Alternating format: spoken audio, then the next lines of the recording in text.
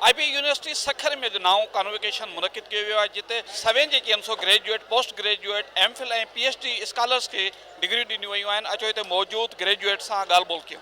Total अॼु असांजा जेके 2 सेमेस्टर हुआ उन जा टोटल ग्रेजुएट 547 हुआ, जंहिंमां 278 ॿार रजिस्ट्रेशन कराई हुई जेके असां सां गॾु मौजूदु हुआ। चीफ मिनिस्टर सिंध साईं जन कराची मां आया, साईं ख़ुर्शीद अहमद शाह साहिब जन, साईं नासिर शाह साहिब जन असां सां गॾु हुआ अॼु कन्वोकेशन में। उन्हनि जे अचण सां ॿारनि खे घणी मोटिवेशन मिली ऐं अल्लाह जो शुक्र आहे त असांजो अॼु जो कन्वोकेशन ॾाढो कामयाबीअ सां ख़ुशसलूबी सां सरअंजाम थियो। ॾाढी ख़ुशी थी थिए ऑब्वियसली। इन खां पोइ PhD कंदासीं, इन खां पोइ लास्ट डिग्री आहे। ख़ुशी त इलाही आहे, उहा अनएक्सप्लेनेबल आहे। ऑब्वियसली तव्हांखे जॾहिं हिकिड़ी डिग्री थी मिले, तव्हां एतिरी महिनत कई आहे एतिरा साल ऐं उहे रिसर्च कई आहे, रिसर्च करे जॾहिं तव्हां MS मैनेजमेंट साइंसिस कंदा त उन त ख़ुशी अलॻि आहे कि तव्हां एतिरो रिसर्च पेपर लिखो, त एॾी महिनत कयो ॾींहं राति वेही करे, because it's very hard and especially if you are doing that from Sukkur IB, because हितां करणु जेको आहे कि ॾाढो मुश्किल आहे। ख़ुशी थी थिए तमामु घणी, ऐं डिग्री पोस्ट ग्रेजुएट जी आहे, MS मैनेजमेंट जी आहे। तमामु ख़ुशी थी थिए, मूमेंट्स यादि पिया अचनि त केॾी महिनत कई हुई ऐं हाणे डिग्री हथ में आई आहे। मैसेज इहो ई आहे, महिनत कयो। मुंहिंजो बाबा हारी आहे, कुड़मी आहे, ऐं उन जेको आहे त मूंखे अॻिते मोकिलियो ऐं IB इलाही सपोर्ट कयो। जेके ॿिया इदारा आहिनि जेको आहे स्कॉलरशिप ॾिनी ऐं फुली फंडेड पढ़ायूं, ऐं हाणे मुंहिंजी सिलेक्शन थी वई आहे कैनेडा मां मास्टर्स जे लाइ वरी होॾे वञा थो पियो, उहो बि फुली फंडेड ई आहे। सर पैगाम इहो ई आहे जेको प्रोफेसर निसार अहमद सिद्दीकी जो हुयो त वापसि वञी करे पंहिंजी कम्युनिटी खे सर्व करिणो आहे। ऐं जीअं तव्हांखे ख़बर आहे त असां इंटीरियर्सन खां तक़रीबन छोकिरा अचनि पिया हिते, त उते अहिड़ियूं माना क्वालिटी एजुकेशन जूं न आहिनि अपॉर्चुनिटीज़ जेके IB हिते प्रोवाइड करे थो। त मेन मैसेज इहो ई आहे त वापसि वञो ऐं पंहिंजनि ॻोठनि में पंहिंजनि माण्हुनि खे सर्व कयो जितां माण्हू आया आहियो। अल्हम्दुलिल्लाह मां मास्टर्स ऑफ बिज़नेस एडमिनिस्ट्रेशन कई आहे ह्यूमन रिसोर्स डिपार्टमेंट में, ऐं इहो ॾाढो एज़ाज़ जो ॾींहुं आहे असांजे लाइ त असां अॼु MBA जो डिग्रीज़ वठी करे असां मार्केट में हिकु सुठे मक़ाम ते वञी सघूं था।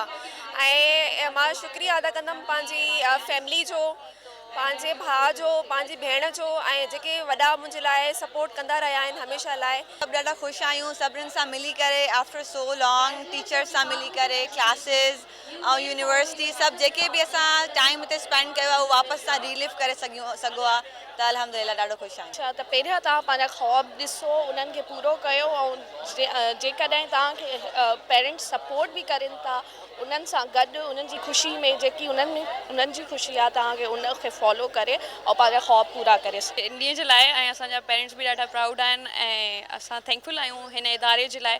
एक्चुअली असां आहियूं कनकोट कैंपस जा ऐं असां ॾाढा बेहद ख़ुशि आहियूं, पायनियर बैच आहियूं। ॾाढी ख़ुशी थी आहे, असां खां वधीक असांजा पेरेंट्स एक्साइटेड हुया त असां बि इन में पार्टिसिपेट कयूं, तो ये खुशी जो मौका हूंदो आहे ॾाढो। मैंने जो है ये कॉन्वोकेशन अटेंड की as a lecturer business administration, and there were students of the Kandkot campus and it was the first batch that was the graduating today, so it's an honor to attend this convocation, and I felt immense pleasure that my students have graduated and they have got gold medals as well. मां कनकोट campus खां जी graduate आहे CST, ऐं उनखां अलावा मुंहिंजो gold medal आयो आहे कनकोट कैंपस खां bachelors of science computer science में। मैं MBA CS की स्टूडेंट हूँ और अल्हम्दुलिल्लाह I am a gold medalist and बहुत खुशी हो रही है। मेरा मिशन ये है कि फ़ीमेल्स को मैं बहुत इंकरेज करती हूँ कि आगे पढ़े। मैं भी कनकोट से रिलेट करती हूँ और वहाँ से ही मैंने पढ़ा है, वहाँ से ही ग्रेजुएट करके अभी मैं कराची रह रही हूँ, जॉब कर रही हूँ।